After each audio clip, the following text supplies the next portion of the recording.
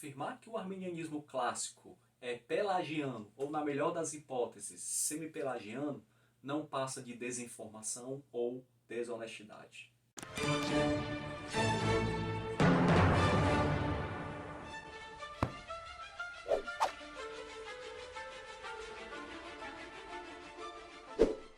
Fala pessoal, muito bem-vindos ao canal Ler é Preciso. Eu me chamo José Lopes, hoje com mais um vídeo, dessa vez falando sobre o livro Pelagianismo e Semi-Pelagianismo, do escritor Ivan de Oliveira. Falando um pouquinho sobre o autor do livro, Ivan de Oliveira é pós-doutorado, estava em andamento na época da escrita desse livro, da publicação do livro, acredito que ele já deve ter concluído, em Ciências da Religião pela Universidade Presbiteriana Mackenzie, é pós-doutor em Direito pela Faculdade de Direito da Universidade de Coimbra, Portugal, doutor e mestre em Direito, mestre em Ciências da Religião pela Universidade Mackenzie e especialista em Direito Processual Civil pela PUC, entre outros cursos, ou seja, o currículo bem extenso do escritor Ivan de Oliveira. Esse livro, publicado pela editora Reflexão, um livro com 70 páginas, ele vai abordar, como o título já diz, o pelagianismo e o semi-pelagianismo, e o porquê de não se atrelar essas duas doutrinas, digamos assim, esses dois ensinamentos, com o arminianismo clássico. O livro é dividido em 3 capítulos. No primeiro capítulo ele vai falar sobre Pelágio, e ele acaba dizendo que é bem complicado falar sobre Pelágio aqui no Brasil, porque não há obras de Pelágio publicadas em português, e muito do que se sabe de Pelágio é encontrado em escritos de opositores de Pelágio, principalmente Agostinho. Então é complicado nós tecermos assim realmente uma visão panorâmica do que foi Pelágio e quais seus ensinamentos. Mas pelo que se encontra em livros, principalmente de Agostinho, que no final da sua vida ele foi um dos opositores ferrenhos da doutrina pelagiana, tem como se entender o que Pelágio ensinava. Ele ensinava que, em rápidas palavras, o ser humano em nada foi afetado pela queda, pelo pecado de Adão. O Pelágio ele não acreditava em pecado original. O pecado de Adão em nada teria corrompido a natureza humana e o ser humano poderia, pela própria vontade, não pecar. O ser humano poderia não pecar se assim ele quisesse, sem a necessidade da graça de Deus. O ser humano poderia buscar a salvação pelas suas próprias forças, em outras palavras. Eu li certa vez, tem até o primeiro livro do meu canal, de mais ou menos, está com uns 4 ou 5 anos que eu publiquei, do livro chamado Heresia, do Alistair McGrath. Nesse livro eu achei interessante porque ele traz uma visão mais pormenorizada de quem foi Agostinho, aliás, de quem foi Pelágio, e McGrath ele explica que Pelágio muitas vezes ele é incompreendido. Não que ele não tenha errado na sua teoria, mas muitas vezes a gente acaba alegando que Pelágio ele era uma pessoa perversa, uma pessoa inescrupulosa, um herege. Mas assim, entendamos que Pelágio ele tinha uma boa intenção. Na época de Pelágio a igreja já estava bastante corrompida, principalmente a igreja, no caso a igreja de Roma. E Pelágio ele queria, digamos assim, que houvesse um retorno à santidade. Só que ele foi longe demais nessa busca pela santidade e acabou trazendo essa busca pela santidade como, digamos assim, algo que o ser humano poderia conseguir por conta própria. Mas Pelágio ele tinha uma boa intenção. Ele queria que a igreja se renovasse e buscasse a santidade, coisa que já estava se perdendo ali no século IV. O Concílio Ecumênico de Éfeso, de 431, vai condenar as teses de Pelágio, justamente por conta dessa busca, dessa possibilidade que ele ensinava de buscar-se a Deus sem o auxílio da graça divina, e também o ensino de que o pecado de Adão em nada teria afetado a natureza humana. Pelágio ele tinha uma antropologia otimista, diferentemente da antropologia de Agostinho, que era uma antropologia pessimista. No segundo capítulo, é o mais longo capítulo do livro, o Ivan de Oliveira vai falar sobre Agostinho, sobre o que Agostinho escreveu a respeito do livre-arbítrio, principalmente no livro chamado Graça e Liberdade. No entanto, Ivan de Oliveira ele destaca bem no início do capítulo algo bem interessante sobre Agostinho. Os seus ensinos, os seus escritos podem ser divididos em 3 fases. Quando se fala em Agostinho, muitas vezes não se leva em consideração que Agostinho ele escreveu muita coisa durante muito tempo e muitas vezes ele acabava mudando de ideia. Conforme os anos iam passando, ele foi mudando alguns conceitos que ele tinha no início da sua fé. Então ele divide aqui em 3 fases e diz que a primeira fase de Agostinho, na primeira fase, na polêmica com os maniqueus, sustentou que o livre-arbítrio da vontade é tão eficaz na realidade humana que o homem pode, por si só, aproximar-se do bem e também do Altíssimo, de Deus. Já na segunda fase, ainda em litígio com os maniqueus, ele relativizou o livre-arbítrio da vontade e passou a defender que a natureza decaída do homem não permite que ele sozinho consiga forças em si para aproximar-se do bem e de Deus. E na terceira fase, já no final da vida, ele, já no confronto com Pelágio, ele passou a defender a tese de que a vontade humana, totalmente decaída, não tem forças para se direcionar para o bem e para o Altíssimo. Então essa fase aqui, digamos, esse Agostinho mais maduro, mais no final da vida, é o Agostinho que dá base para o sistema calvinista, por exemplo. É um sistema monergista, totalmente monergista. Agora vale destacar o seguinte, os pais da igreja, a tradição sinergista, que acredita que o ser humano ele coopera com a salvação na medida em que o ser humano não resiste ao chamado de Deus, é a tradição dos pais da igreja, dos 3 primeiros séculos. Até ali o 4º século, com Agostinho, e não o Agostinho jovem, mas o Agostinho já mais velho. Só a partir de Agostinho, mais velho, é que nós vemos aparecer na tradição da igreja o monergismo, ou seja, a salvação ela é exclusivamente de Deus, só Deus escolhe, salva, faz com que o predestinado persevere, ou seja, o ser humano ele não pode resistir ao chamado de Deus, nem à graça de Deus. E em nada coopera com essa salvação. Então o monergismo deixa bem claro, ele aparece no 4º século da igreja.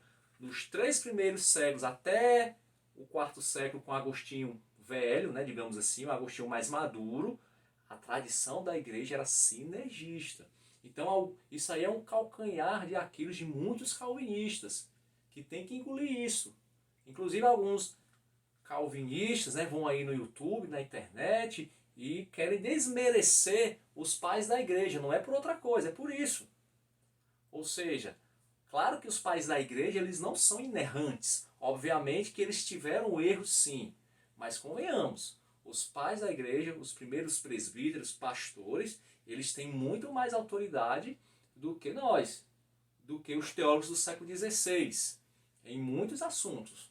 Tá? Então, vale a pena repensar isso aí, querer desconsiderar todo um ensino, toda uma tradição de 3 séculos, em detrimento de um ídolo, digamos assim, de um bezerro de ouro do monergismo que surge tardiamente na igreja, eu não sei se é o melhor caminho.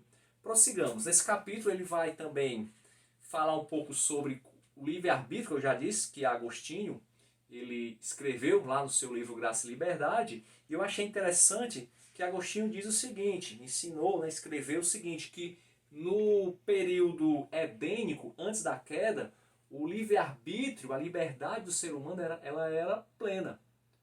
E o ser humano, naquele momento, ele poderia não pecar. Ele tinha a possibilidade de pecar ou não. Ele poderia não pecar. Com a queda, o ser humano agora, ele não pode não pecar. Ele perdeu essa liberdade. E no porvir, na salvação, para aqueles que foram predestinados, volta à liberdade plena. No entanto, nesse novo estágio, nós não poderemos pecar. Não haverá possibilidade, liberdade para pecar. E eu acho bem interessante como ele explica aqui no capítulo 2 essas diferenças do livre-arbítrio e da liberdade do ser humano. No último capítulo, capítulo 3, aqui ele vai falar sobre Armínio, e ele vai deixar claro, vai mostrar, esse é o intuito do livro, é mostrar que Armínio em nada se aproxima de Pelágio, muito menos do pelagianismo. Né? Pelagianismo é um nome dado, é um neologismo, é um nome dado já no século XVI para os ensinos de João Cassiano. Lá no Concílio de Éfeso, em 431, os ensinamentos de Pelágio foram refutados, foram tidos como heréticos. No entanto, a igreja ela não abraçou totalmente os ensinos de Agostinho. Agostinho foi para o outro extremo demais. Então, João Cassiano ele vai se aproximar de Agostinho. Talvez alguns defendem que o melhor não seria o termo semi-pelagianismo, mas semi-agostianismo. Porque João Cassiano ele vai se aproximar de Agostinho na medida em que ele diz que o pecado ele é herdado, o pecado de Adão é herdado para a humanidade. No entanto, ele não aniquila o livre-arbítrio totalmente. Ele, digamos que deixa enfermo esse livre-arbítrio. Que o ser humano ele pode sim dar o primeiro passo para Deus, mas a graça é que faz com que ele continue buscando a Deus. Há sim a cooperação com a graça de Deus. Tá? Só que no século XVI acabaram dando o nome desse ensinamento de semi-pelagianismo, que é de João Cassiano, um monge da Igreja Católica. Tá? Então, o arminianismo clássico, o arminianismo de Jacó Armínio, porque existe o arminianismo liberal, que esse sim se aproxima bem do pelagianismo. Mas aqui estamos falando do arminianismo clássico, de Jacó Armínio, o arminianismo ortodoxo, que crê na inerrância das escrituras. O arminianismo de Jacó Armínio, ele tem a sua antropologia pessimista, tanto quanto o calvinismo. E aqui o autor vai citar textos de Jacó Armínio, no seu livro Declarações e Sentimentos, onde ele fala com todas as letras que o ser humano está morto nos seus pecados, assim como diz lá em Efésios, que o ser humano, em hipótese alguma, pode dar o primeiro passo em busca de Deus. Ele busca Deus na medida em que a graça de Deus primeiro vai ao encontro dele. E essa graça, no arminianismo clássico, é chamada de graça preveniente. É uma graça que ela vem antes daquela graça que vai salvar. É a graça que, digamos assim, libera o livre-arbítrio do ser humano. É a graça que tira as escamas dos olhos do ser humano para que aí sim ele possa estar apto a escolher participar da salvação que Cristo nos dá ou de resistir. Aí vai a grande diferença com o calvinismo. Para o calvinismo, o ser humano ele não pode resistir. Uma vez que ele é eleito, uma vez que há o decreto de Deus que ele foi eleito antes da fundação do mundo, ele é um predestinado, a graça vai alcançá-lo e ele não vai ter como resistir. Tá? Para o arminianismo, não. O ser humano, uma vez liberto do seu livre-arbítrio através da graça preveniente, ele pode resistir ou cooperar. Mas, de qualquer forma, o arminianismo ensina sim que o ser humano não pode dar o primeiro passo para Deus. A sua natureza está corrompida pelo pecado de Adão. Então, dizer que o arminianismo é pelagiano ou semi-pelagiano é um erro muito grave. Ou é uma falta de informação, que no caso é a maioria isso, é falta de informação, ou é uma desonestidade intelectual, que também existe. Existem pessoas letradas, estudadas, que sabem que não é pelagiano, mas utilizam desses argumentos para querer denegrir o arminianismo, e isso é desonesto. Existem sim, como qualquer outro sistema teológico, existem lacunas, existem falhas no sistema arminiano, que podem sim ser contestados. Isso é normal dentro do debate acadêmico, debate teológico, não há problema nenhum. O problema é você usar de falácias. Falácias, essa é a falácia do espantalho. Né? Cria-se o espantalho do arminianismo, que não condiz com a realidade, e depois você quer refutar esse espantalho. Então, não é por aí. Entendam, o arminianismo tem uma antropologia pessimista. Não acredita que o ser humano pode dar o primeiro passo para Deus, porque o ser humano está sem livre-arbítrio. Não há livre-arbítrio na concepção arminiana. O livre-arbítrio ele só surge na medida que a graça preveniente libera esse livre-arbítrio. Ok? Antes disso, o ser humano não tem livre-arbítrio e pouca gente sabe disso. Até mesmo aqueles que se dizem arminianos. Inclusive, o escritor também fala sobre isso, que é verdade que no arminianismo popular, das igrejas pentecostais, principalmente, na maioria das vezes são arminianas, devido à falta de conhecimento, acaba que surge um pelagianismo, desse arminianismo popular. Coisas como, por exemplo, dê o primeiro passo para Deus e Deus dará o passo para você. Isso é uma concepção que é muito dita, né, em igrejas pentecostais. Isso é uma concepção pelagiana. No entanto, quem quer refutar o arminianismo não pode usar de concepções populares. Não é justo. Porque senão pode acontecer o contrário. E também já vi pessoas quererem refutar o calvinismo a partir de exemplos populares.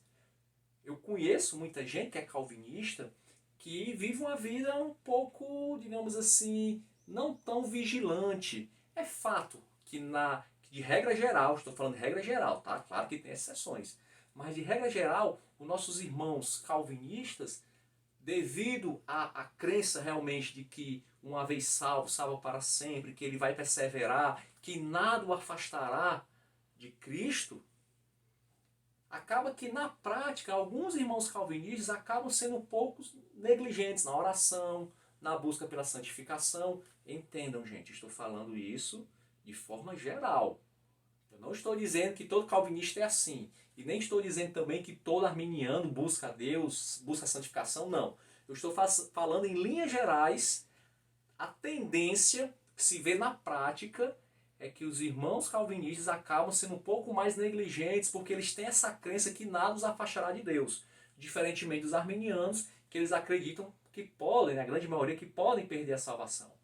Isso é o que acontece na prática. Mas em nenhum momento Calvino ou qualquer outro grande expoente do calvinismo ensinou isso. Estão entendendo onde eu quero chegar? Eu não posso usar isso como um argumento contra o calvinismo. E eu já vi irmãos arminianos usando isso. Dizendo, então quer dizer que se é predestinado, pode viver do jeito que bem entender, então vai para o céu. O calvinismo não ensina isso. O calvinismo ele ensina que uma vez salvo, salvo para sempre, tudo bem, mas se você é salvo, você tem frutos, você tem que santificar, você tem que buscar a Deus.